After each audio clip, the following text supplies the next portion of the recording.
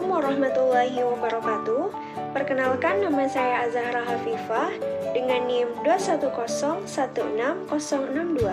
Saya berasal dari Prodi Pendidikan Bahasa dan Sastra Indonesia dan Daerah, Fakultas Bahasa dan Seni Universitas Negeri Padang. Saya tinggal di Bukit Tinggi, tepatnya di Panorama, dan asal sekolah saya berasal dari SMA Negeri 2 Bukit Tinggi.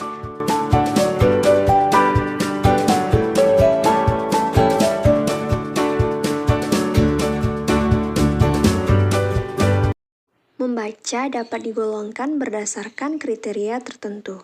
Dilihat dari aspek tujuannya dapat digolongkan menjadi membaca teknik, membaca cepat, membaca kritis, dan membaca indah.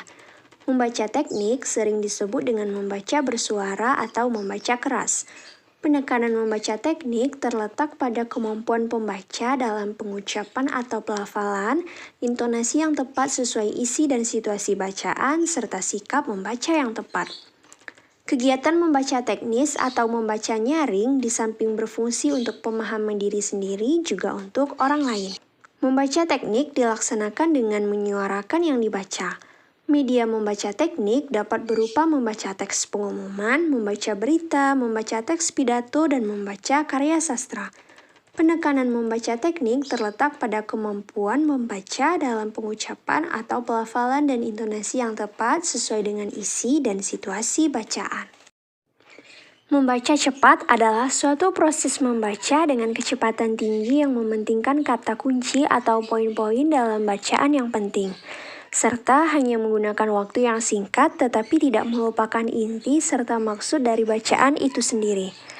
Hal ini didukung menurut Kamalasari tahun 2012, membaca cepat adalah membaca dengan kecepatan tinggi.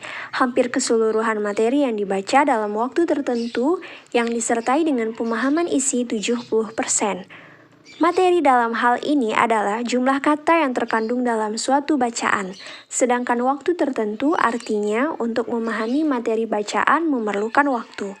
Waktu yang dipergunakan dalam membaca cepat adalah satuan waktu, yaitu menit. Dan pemahaman isi bacaan 70% artinya setelah selesai membaca, sekurang-kurangnya pembaca menguasai isi bacaan sebanyak 70%.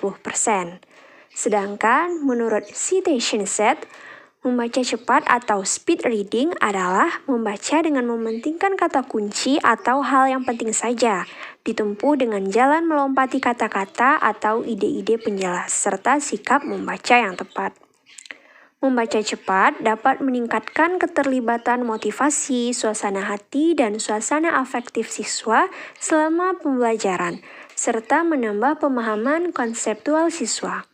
Faktor dari penghambat membaca cepat tidak sedikit, yaitu vokalisasi, gerak bibir, regresi, subvokalisasi, serta meneliti materi, tidak berusaha mengurangi waktu, tidak terlalu santai, dan membiarkan stres mengganggu.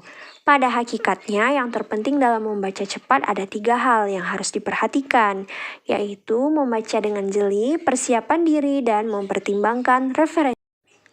Membaca kritis adalah aktivitas membaca yang ditempuh secara bijak, mendalam, evaluatif, serta analisis dan bukan sekedar mencari-cari kesalahan isi atau pilihan kata yang dalam objek kajian. Membaca kritis sebagaimana membaca intensif merupakan modal utama bagi mahasiswa untuk mencapai kesuksesan studi. Membaca yang menelaah atau mendalami isi bacaan terdapat membaca teliti, membaca pemahaman, membaca kritis, dan membaca ide. Dalam membaca kritis, pembaca dituntut untuk menggunakan kognisi tingkat tinggi. Pembaca tidak sekedar paham terhadap apa yang dibacanya, tetapi juga mampu menilai kebenaran informasi yang disampaikan penulis. Hal ini tentu sejalan dengan tingkat berpikir mahasiswa yang memang dituntut untuk kritis dalam mempelajari berbagai ilmu pengetahuan. Membaca kritis suatu kegiatan di mana pembaca membaca suatu bacaan dan memahami kata demi kata, antar kalimat hingga menyeluruh dari bacaan yang dibacanya, serta menganalisis isi bacaan yang dibacanya secara keseluruhan dengan kemampuan berpikir kritis dalam kegiatan memahami isi bacaannya. Membaca kritis suatu kegiatan di mana membaca dengan cermat untuk dapat mengenali informasi secara keseluruhan dari sebuah bacaan. Pada hakikatnya, membaca indah menurut Barnes dalam Tarigan 1985 halaman 112 adalah suatu kegiatan membaca dalam proses pembelajaran. Tentu tidak dapat berdiri sendiri, sebab kegiatan membaca selalu terikat dengan kegiatan bahasa yang lain, seperti berbicara dan menulis.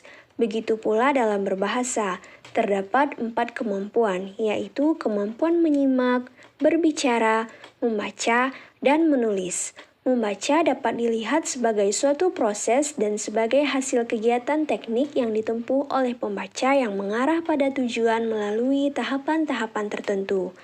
Membaca indah adalah suatu aktivitas atau kegiatan yang dilakukan oleh guru atau siswa dengan orang lain atau pendengar untuk menangkap serta memahami pikiran, peran pengarang. Misalnya, ketika membaca puisi, di mana pembaca memperhatikan lafal, intonasi, dan ekspresinya. Sedangkan, menurut Sudarso, mengatakan bahwa membaca indah adalah keterampilan-keterampilan pokok yang telah ditanam di sekolah dasar dan keterampilan membaca ini sebagai kegiatan rutin setiap hari yang dilakukan penyiar radio, pembicara televisi, penyanyi, dan pembaca puisi. Definisi lain menjelaskan bahwa membaca indah ialah membaca yang mengutamakan keindahan bahasa atau keindahan bacaan. Pengajaran membaca indah selalu teringat kepada pengajaran kesastraan apresiasi sastra. Bahan bacaan selalu diambil dari bahan-bahan kesatuan. Dari semua pendapat di atas, dapat disimpulkan bahwa membaca indah adalah suatu keterampilan yang mengutamakan keindahan berirama, menghayati, serta menjiwai isi bacaan.